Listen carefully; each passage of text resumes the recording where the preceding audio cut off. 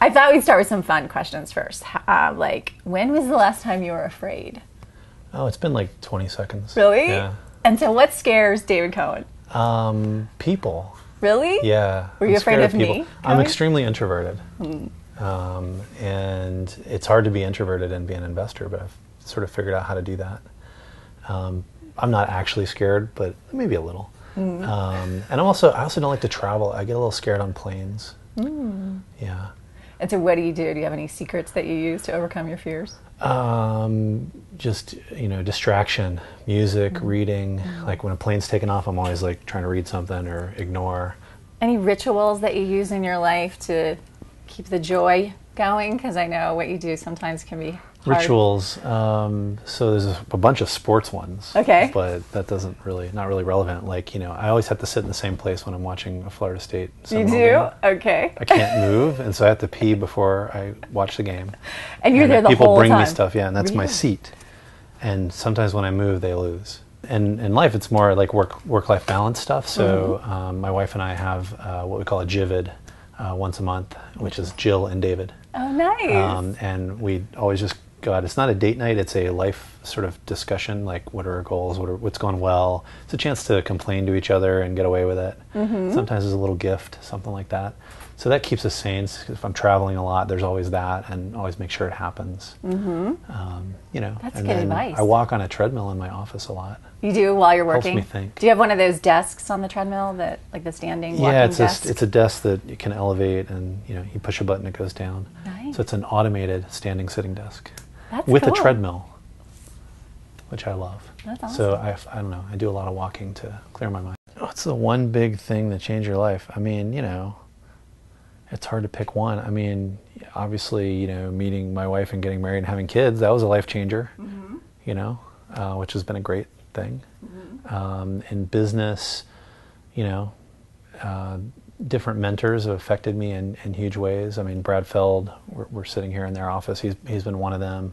My dad and his company and working there. But with Brad or others that have been mentors, it's like the one thing they can do for you that can really change the trajectory of where you're going as a person, and they become a good friend and really help your career. Is there like a general piece of advice that you've gotten that you tend to pass on to new entrepreneurs out there? The one is just, it's about mindset, and the way that Feld talks about that is, do or do not. There is no try. It's Yoda. He ripped it off. I thought he said that. I thought he ripped it. That was Yoda. Yoda said it first. Just get started. Remember, nobody's going to elect you boss. The very first thing you should do is go look for other entrepreneurs like you who want to go do something. And just get started. It starts with 2 or 3 or 4. People can feel it when you're like, I'm going to do this. Once you decide, it's kind of like, okay, this is going to happen. The other big one, obviously, is surround yourself with amazing mentors and people. And that's sort of what I do now, is I help entrepreneurs by providing mentorship to them, not from me, but from an amazing community of people. And I think that's a game changer for a startup. Like, entrepreneurs really underestimate the value of that network and that experience. I know I did in my first companies. When I first started pitching the idea, the first person I pitched was Brad Feld, and the second person we pitched was Jared Polis. So, good call on partners there. And they both got it right away and were immediately supportive. Yeah, and I've been sort of building it ever since and sort of actively running it. And now we're about 32 people. So. And how many cities? We're in 5 cities. One of the things I read as I was doing research is you have something that you've referred to as graceful failure. Yeah. Can you talk a little bit about that to someone who's out there that might not be feeling so graceful about their failures? Yeah, I mean, graceful just means you're still alive, right? So, it was a company called Eye Contact. A lot of people have heard of Eye Contact. It's a company that we sold the domain name to that did really well, and it was acquired in the last year. Ryan Ollis was the guy we sold the domain name to. And that was the most money we ever made, was selling him a domain name. Wow. So big revenue there. That was a mobile social networking product, not unlike Foursquare or similar systems today. And it was just too early before the mobile phone environment was open. We had a lot of distribution problems. We shut it down in a year and a half. We lost some money. A lot of it was our money, so that was good. But we had a few investors. And it was graceful because we knew it wasn't working. We made a conscious decision to shut it down and return a little bit of investor capital to outside investors. And, learn very specific lessons about the importance of distribution on the internet. A lot of entrepreneurs underestimate that. They think, oh, it's so easy, it's just an open platform. But the how of getting it out there, there are a million people trying to do it to get your attention on the internet. And there's only 24 hours in your day. So you have to really understand how you're going to reach those people. And I learned that, very hard lesson, and several others. You learn more from your failures than your successes, for sure. And what about picking yourself up and getting back out there again after something like that? I guess I never thought about it that way. It's just what you do, right? So, I've only had one job interview in my life, and I got that job, Right. which was kind of cool. So I'm like 100%. What job was it? What was it? Your job? It was a company called Automated Dispatch Services, right out of college. I read a programming book on the language that they used the night before the interview so that I could use a few buzzwords.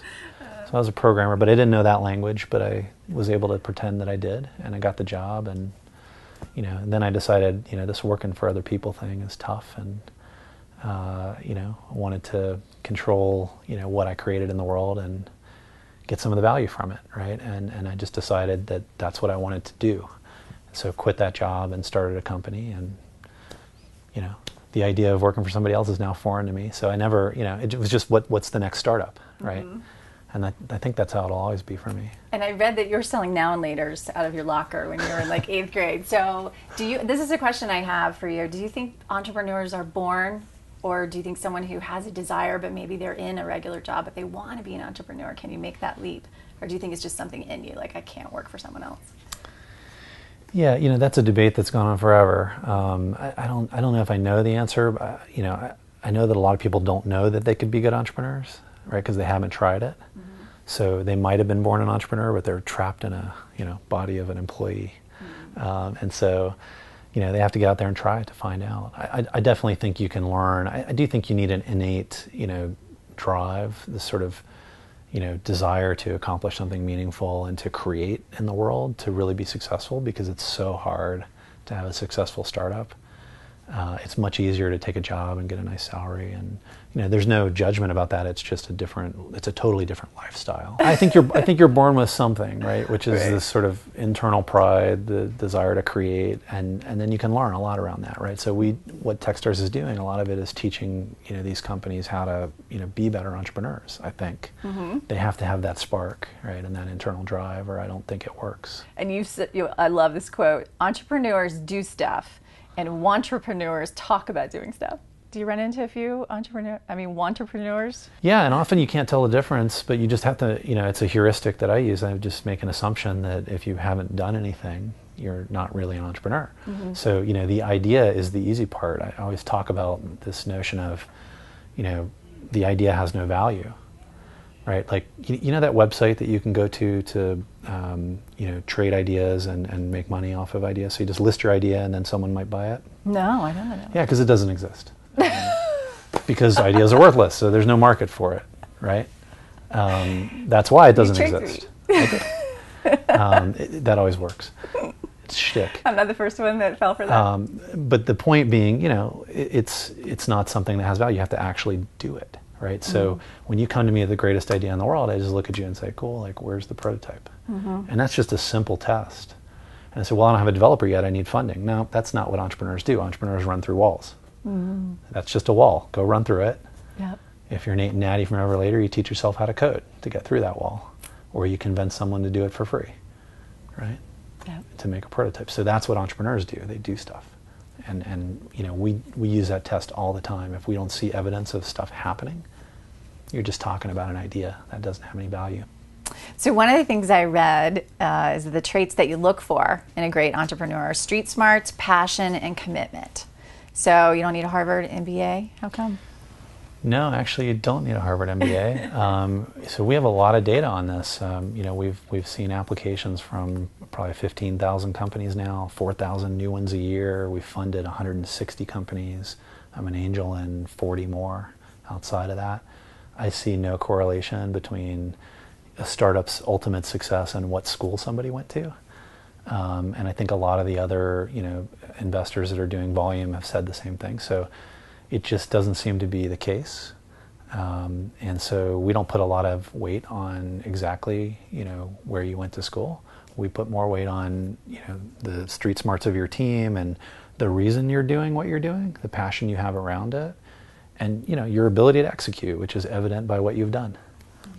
One of the posts that I read on your blog that I loved was about finding and engaging great mentors. You had some really good advice. Part of it was you said most people wait too late to start this relationship with their mentor, and then you had some really specific things that people do wrong. Probably the biggest one that people do wrong is they all go after the most notable, mentor who's the most famous, person, right? So it's Fred Wilson or Dennis Crowley or Foursquare. That's the person I want to talk to.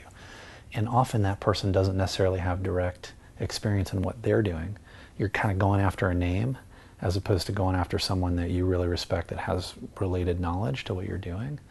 So I think, going after those mentors that are, maybe successful, and approachable in your local community, right, is going to get you better results. So that's one thing.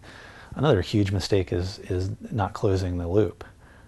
You get feedback from a mentor, and you have to think of it as a relationship you're building over a long period of time. You get the feedback, you don't like it, you don't do that, you figure, oh, that relationship's dead. I didn't do what that mentor wanted. But the best mentors don't expect you to do what they wanted, right? They expect to learn from the relationship, right?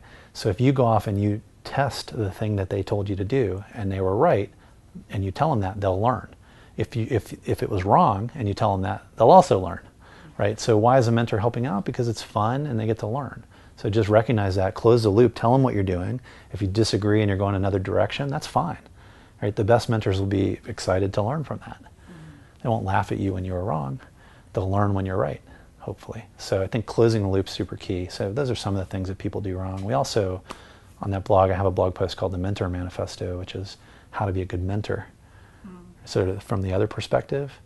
And it's really about being Socratic in your approach and, not telling people what to do.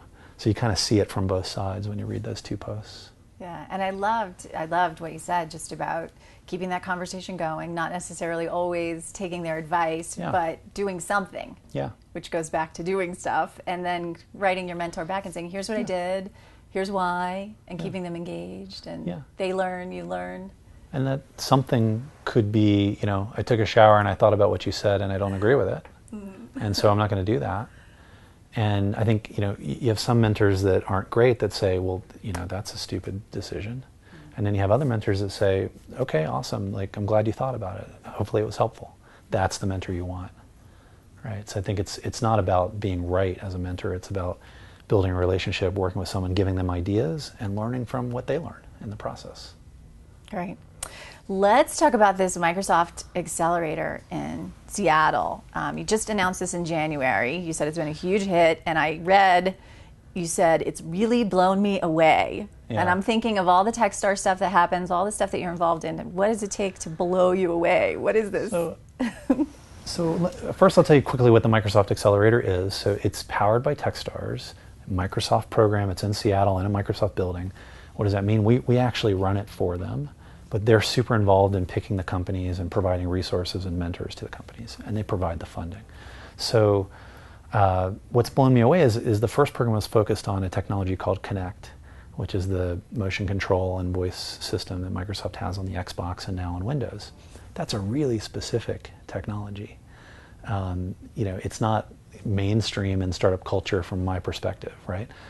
If I looked across all of the past Techstars applications, I think we found 4 or 5 references to the Connect device. Nobody was coming to Techstars with those ideas.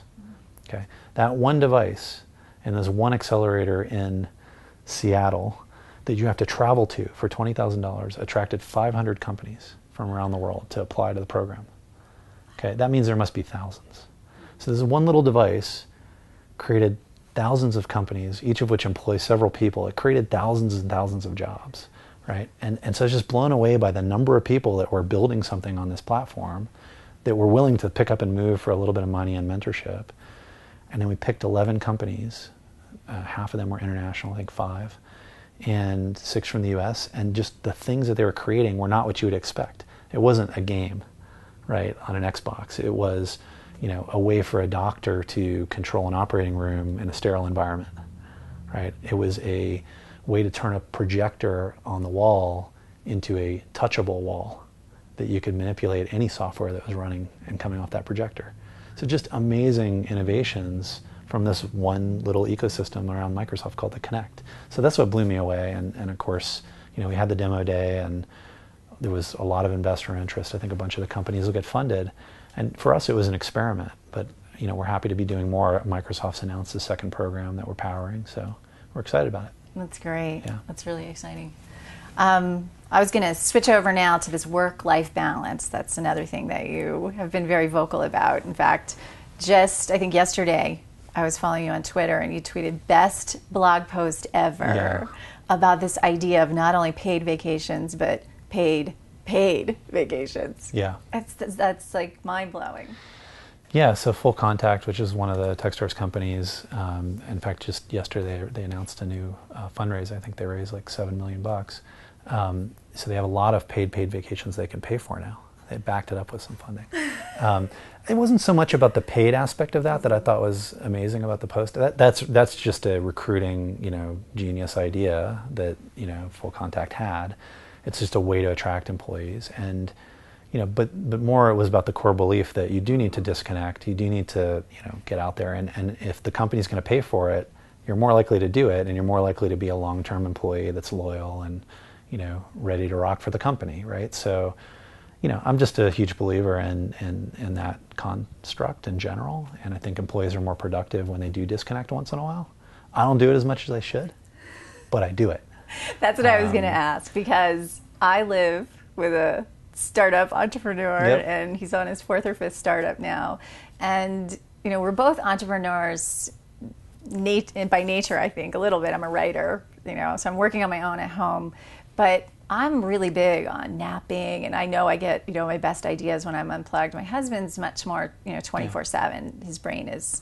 So at what point in, like, let's say there's someone out there who has like a new startup and is still struggling, and maybe it's not profitable yet, or they're still trying to, get it to that place. When do you feel like you can actually start to step away and, put the phone down? I think you should do it every 6 months at the least.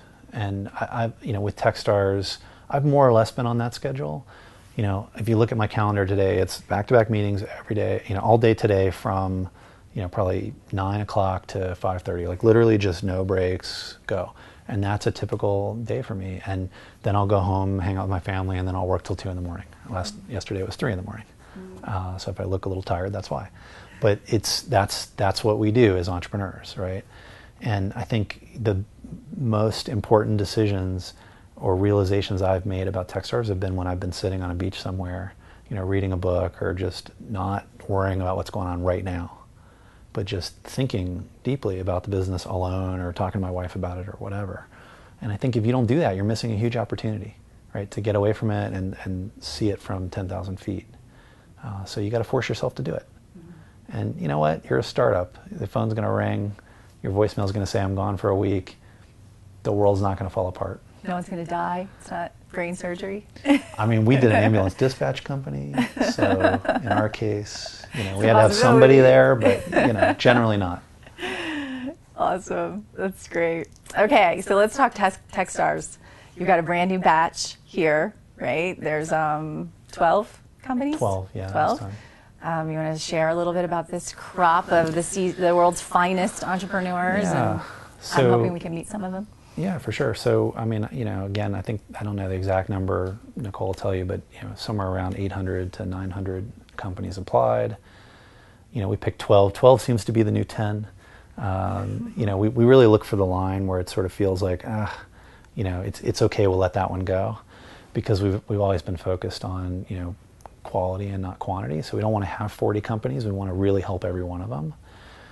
But we found that, there seems to be better and better quality, and that cutoff has drifted towards 12 and not 10. So, and we can manage it. It's a diverse group of companies. You've got, plush toy with it's an iPhone that you put into it, and it's just really fun to play with for kids. You've got, a consumer application for photos and Bird Box. You've got, deal advertising thing in Roximity. the businesses are really diverse. So I like that. I like being able to walk in there and have totally different mental challenges and things to think about, for the individual businesses. People always ask, which ones do you really like? I don't know, which of your kids do you like the most is sort of how that sounds. You love them all. That's why you funded them. And I think they all have a shot at being really meaningful companies that have an impact on the world and on people, and that's why we do this. Mm-hmm. And one of the things I've heard you and Brad talk a lot about is that you're not investing so much in the actual idea. A lot of times you're investing in the people. Yeah. And we go back to talking about doing stuff.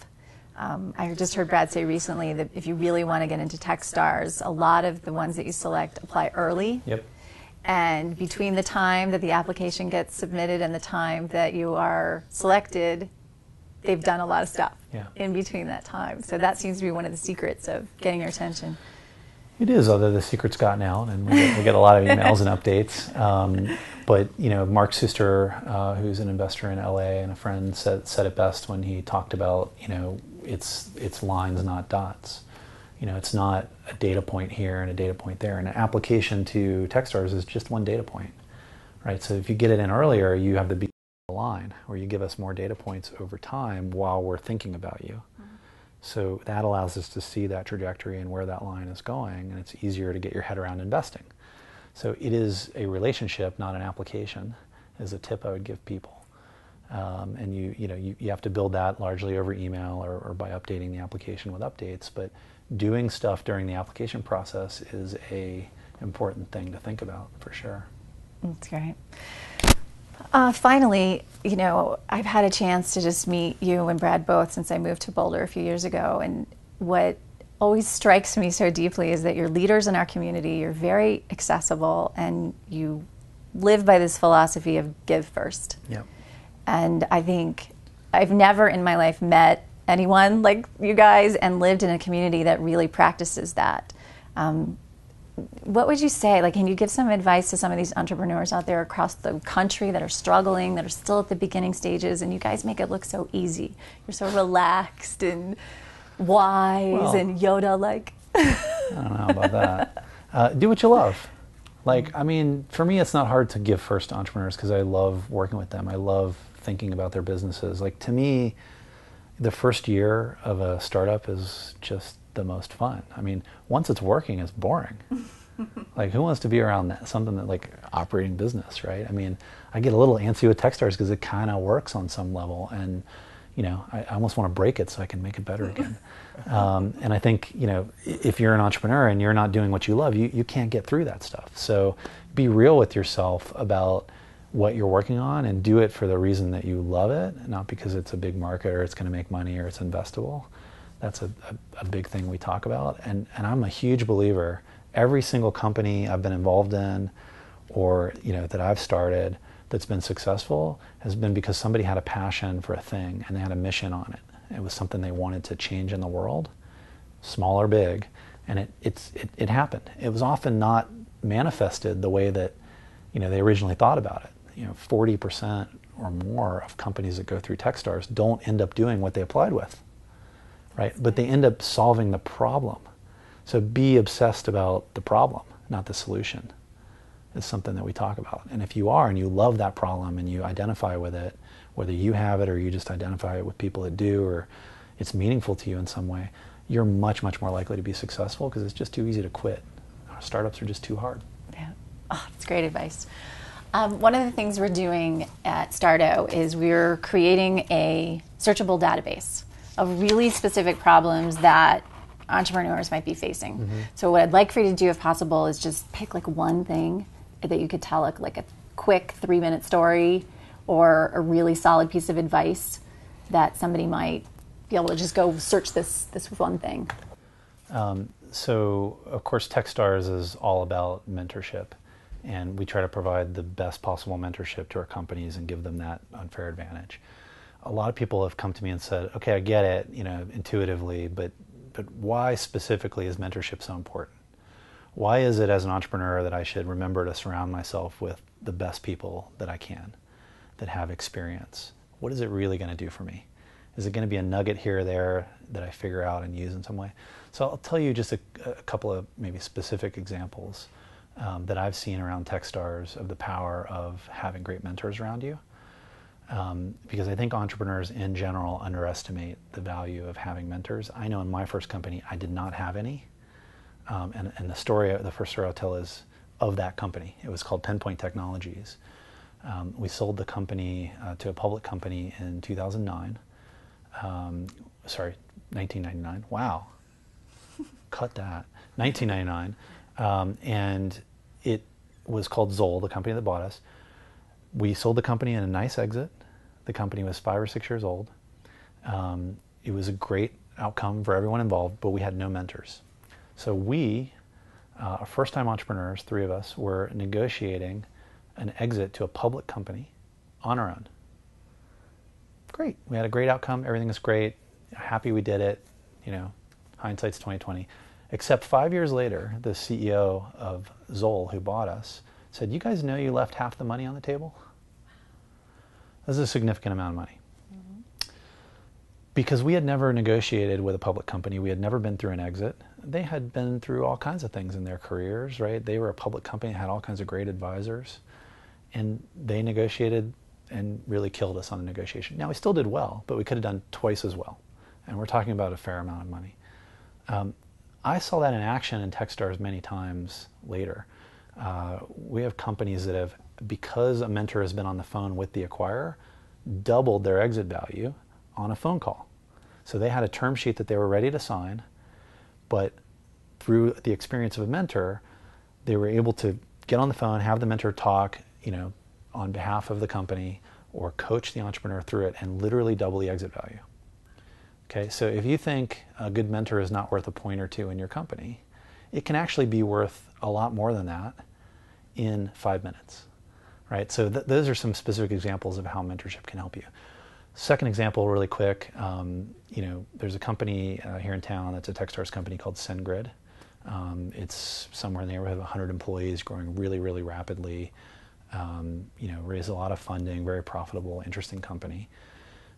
They almost were acquired very early on because once a little bit of money gets put on the table in front of first-time founders, it's sort of very tempting. But they had a great mentor named Mark Solon, who was on the board and was one of their early investors that really walked them through what they wanted to do in the world and whether or not it was time to sell. If they would have sold the company, I believe it would have been a huge disservice to them as entrepreneurs, and it would not have turned out anywhere near as well as it has turned out. Ultimately, and it already has proven to be worth more, but it will be worth a lot more. And just having those people to walk you through that and help you understand the pros and cons can save you from huge, huge mistakes. I think that was 100x difference in what they would have sold for and what they will within a few years. And that's because a mentor had that impact on them. So, it's just moments in time. It's not even necessarily ongoing support that mentors can have unbelievable impact on your company. So surround yourself with people that have been there and done it. In Denver for the past 5 years, there's not been much of a scene. It's getting better, and Bart and other guys and Perry are starting to be more active, and all those guys. But the truth is, it was really hard to find mentors. It wasn't necessarily I'm not talking about the challenge of picking up the phone and making a phone call, because that's the easy part. We're hustlers. But literally finding somebody who had done anything interesting that you could pick up the phone and call. And I guess now we're in a more virtual world, but kind of address that. Yeah, that's what Fred Wilson refers to this as the Darwinian nature of startup communities, right? Yeah. The ones that have the people, it's a perpetuating cycle, right? And Boulder's broken into that, but it wasn't there 10 years ago, maybe 20 years ago for sure. And I think that's an advantage for a particular community. So I do think that there are mentors in every community. It's sort of how many are there and what are their experiences and the quality of them. That's the hard part. Literally. So Nordmark or whoever else was around there, but that was it. In the blog post that you referenced earlier, I talk about how do you find a great mentor. And I think you just find companies that you admire locally that have some similarity to your business. Mm-hmm. And you go talk to the CEO and you go talk to the founders. Right? And you'd be surprised that people will, take a meeting in general, and they'll at least respond to your email. And you just have to think about it as a relationship that develops over time. Your first ask has to be tiny, small, right? Like, just answer this email, not lunch or coffee, right? And then you answer the email, it goes back, maybe have another question. You start to build some engagement. Eventually they play with your product, they get more interested, and then they take a meeting. That might be the 16th interaction, but you have to invest in that relationship. So targeting quality of mentors from companies you admire that are similar in nature to yours or have some relevance to yours is a tactic that I think works. I just see so many startups that they just give up. Like, okay, who are you talking to? Like, I'm sure you're talking to me. That's great. But, you know, I've got a couple other guys that are kind of in my same boat that, you know, been around for a few years, but not 10 years. Who else are you talking to? Well, I can't find anybody. I get, well, what do you mean you can't find anybody? Well, I mean, there's all kinds of mentorship programs. I mean, the challenge is just, you know, the quality level that people are going to find. So some people have had one experience and they're not Socratic in their approach and they're telling you what to do. You know, just run from those people, right? I mean, what you're looking for is people that have multiple experiences, ideally including failures, right? That you can, you know, listen to and get ideas from, but that they're accepting when you don't accept their ideas, right? And they're asking questions, not making statements, right? That's how you tell you're working with a good mentor. They're making you think about the right issues.